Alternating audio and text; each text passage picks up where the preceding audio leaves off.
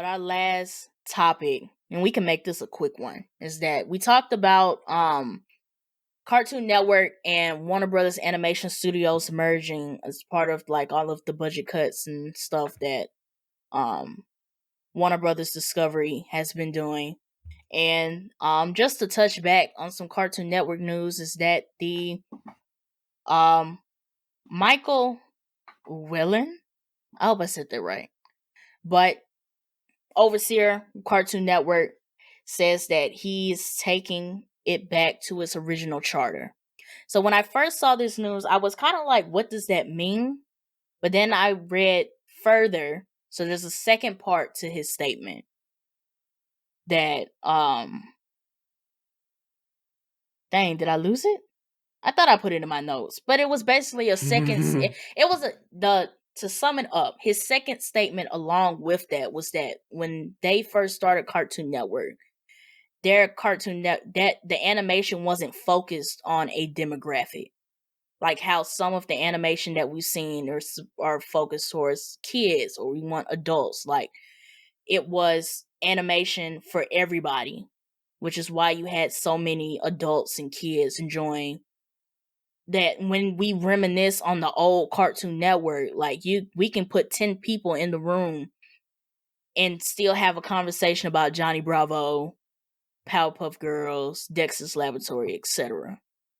So what they were saying is that they were focused on a psychographic and not a demographic. So it sounds like the animation that's coming in 2023 is supposed to be focused on animation for everybody. We finna get some E for everyone type animation instead of this is for ages 4 through 7. What was your favorite generation of Cartoon Network? If it was 10-year generation, a span of 5 years, what was your favorite time period for Cartoon Network? It was, I'll tell you, when I stopped watching Cartoon Network is when they start coming out with Uncle Grandpa and them. Because I was still watching Cartoon Network because I like to watch regular show and Adventure Time. But then they started getting into their Uncle Grandpa and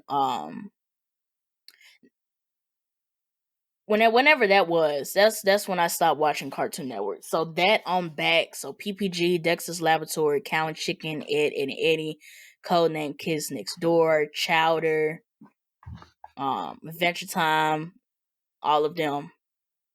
So it's interesting because when he says he wants to go back to his charter, your favorite time period was early 2000s, late 90s. You kind of stopped watching around the 2010s. My favorite time period was the late 2000s, early 2010s. Regular shows like 2010, Generator Rex was like 2010, Symbiotic Titan, I don't know if you watched that. Total Drama was the late 2000s, Ben 10 Alien Force. But even when those shows dropped, they were going for the teenage audience, quote unquote. Like there was like a time bracket, like on Fridays and weekends, and it was like teenage cartoons. So when he says he want to go back to its original charter, I wonder if he's saying, oh, we're going to have shows for everybody and not just what current Cartoon Network is, which is Youth 7. Or is it every show now is going to be like anime, where it's like all the shows got certain themes in it, but a child can enjoy it? I feel like it's because, answer this question. What demographic is Dexter's Laboratory for? I would think that's Youth 7. But think of the content. Because think about how we watch like shows like PPG as a kid, and then we rewatch PPG now, and then it's like, y'all did what in this cartoon? But you still enjoy it for what it is. Fair. I mean, because regular show kind of does that. In Adventure Time, yeah. So I think that's when I saw the statement, that's what I thought it meant. That I think what going to your point, what Cartoon Network started getting into is that we need to make shows that fit certain demographics, which is why you had Total Drama Island and Generator X and this teenage Ben 10 show, because they were trying to appeal to that demographic. But it sounds like at this point they want to make animation for the sake of making animation. And it's interesting because I don't know. Because I don't feel like, I feel like when it comes to a lot of shows, it's going to at some point appeal to one group more so. But in my opinion, when you say you want your station to appeal to everybody, that just means having a large variety versus Cartoon Network Not now. It necessarily. seems like everything is U7. Not necessarily. Because think of Avatar. Like, I guess, what was I about to say? It doesn't necessarily mean that you have to make a lot of content to fit every demographic. I think it means that you can make a show that can transcend different Well, demographics. well, the thing is, here's the thing. Because when it comes to shows like that, one thing about Avatar is it was themed after anime, and one of the biggest things about Avatar is that it followed a story. It had a chronological story where you could see the beginning, middle, and the end. And a lot of shows on Cartoon Network in the earlier phases, like the late 90s and early 2000s, they didn't have like a consistent plot. When you start seeing shows like regular shows, these regular shows more so episodic until the end. But Mm-hmm. Generator X, Ben 10, Total Drama even, they had a plot that had a beginning to an end. And when you see shows that are just for kids, they stick to being episodic. When you see shows that kind of appeal to everybody or enjoyable for a mature audience as well, I mean, they have a story. I think there were some older shows that progressed with a story. If we want to talk about K&D, like they had an overarching story. It was episodic, but they had an overarching storyline. I feel like you started seeing more of the story in Candy in the later seasons. I think it was like 5 seasons total, and that's when you But I could really mean, see the story come alive. that's with anime. If you want to go to your anime analogy, the first couple episodes of an anime is just some episodes to get you introduced to the characters, introduced to abilities, etc. And then they start Well, getting into a main arc.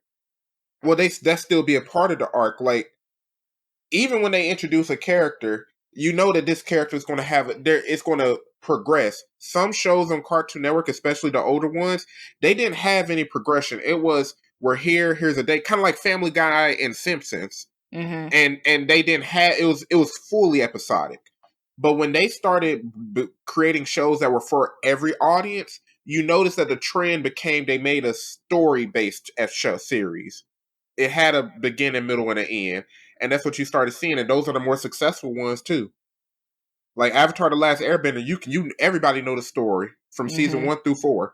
You know what I mean? The reason some people still dog on Legend of Korra is because they didn't know that they was going to have 4 seasons to tell a 4 season story. They had to keep going back. They did the Legend of Korra so wrong. Yeah. They told them folks, y'all got 1 season. Saw it blew up and then was like, okay, here's 3 more seasons. Like, they don't have this jump planned out, man. And that's what I'm saying. Like, I'm eager to see what they do at Cartoon Network. Is this going to make me watch Cartoon Network? I mean, if some of the series get on HBO Max, I might check them out. So But the other thing is that they said Cartoon Network and Adult Swim would be the main suppliers of animation on HBO Max, or Max is what they're about to call it now. So all of the animation that HBO Max is about to get at this point is going to be from Cartoon Network and Adult Swim. so is Cartoon Network also finna be the foundation for or has it always been the foundation for like the DC content? Like I know we just talked about James Gunn. How's that That's going to they. work? So that's in its own thing. DC Studios contains live action movies and the animation. Okay. The animation is just being produced under Warner Brothers Animation Studios. Okay. So I mean, I I'll don't check know. it out. It's I'll check it out. to me, it sounded like we're about to get like, I don't know, because when I read the statement, story, it cartoons that popped in my head were like Teen Titans, Young Justice. I don't know. Like, I guess like I'm thinking animation that transcends multiple demographics. And it could be what you said, that we're about to start getting a lot of animation that has a storyline for us to follow through multiple seasons and not the episodic, this episode doesn't relate to this episode. This episode doesn't, it's just a bunch of episodes. So it could be that too. I would say that this plan might bring back some old heads into watching Cartoon Network, or it might encourage us to check out some of the new Cartoon Network stuff that they're putting out. If the focus is that this animation is supposed to touch more than one demographic. Like, we're not just making this show because we want to appeal to youth 7. We're making this show because we want everybody to enjoy this art, because animation is art that we've put out. So, man, if they go back to the Symbiotic Titan days and all of those good shows, the ones where a lot of my generation kind of stopped watching Cartoon Network, I'm definitely tuning in. Or they might make something. I don't know. Like, if you want to look at all of the animated content that's been coming out now, they could it may not be so much as like going backwards, but it may just be like adapting the different themes and different I forgot what word I wanted to say. I guess different patterns of animation and like the different story elements we've been seeing in animation up to this point, and just adapting it to what Cartoon Network used to stand for. I like to see it. I would like to see it. And honestly, one thing we didn't touch on, what does Adult Swim still produce? The only thing that comes to mind is Rick and Morty. Because Disney got Family Guy and stuff now, right? Because that was under Fox. Yeah.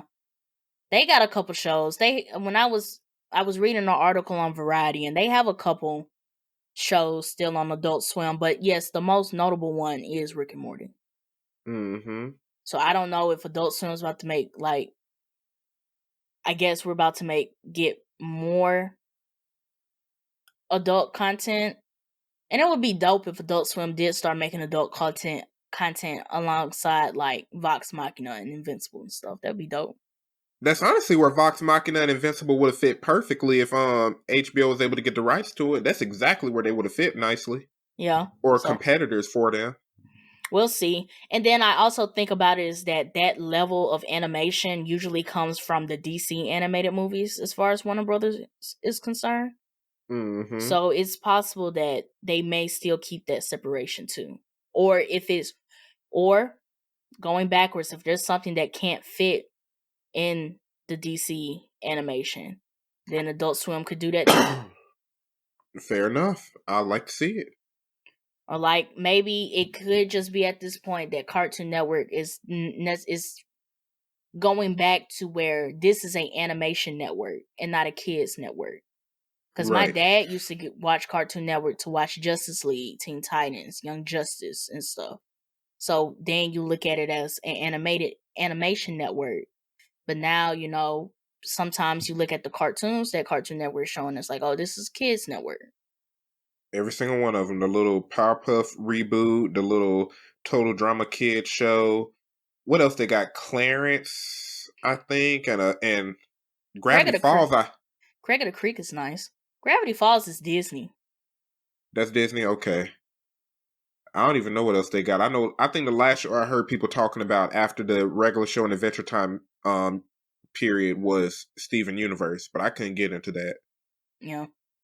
We'll see. We'll see what they said they got. They said they got some stuff lined up for 2023. I guess we'll see. Show me some heat. We'll see what 2023 has for cartoons. What's up, y'all? If you enjoyed this video, make sure you hit that subscribe button so you can get more updates from the mob. For the full discussion and more discussions like this one, click the link in the description.